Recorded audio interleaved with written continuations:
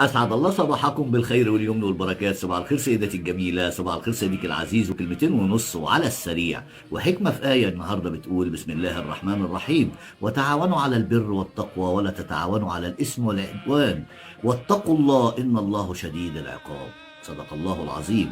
وهنا الحلال بين والحرام بين والبر والتقوى بين والاسم والعدوان بين، بمعنى ان الجمعيات الاهليه لما اتلمت كده وعملت اتحاد عشان تفرق الخير على الناس، ده بر وتقوى.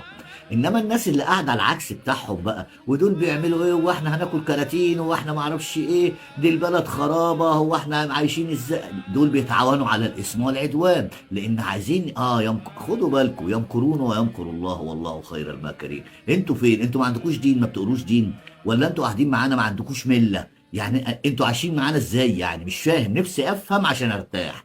اتقوا الله يا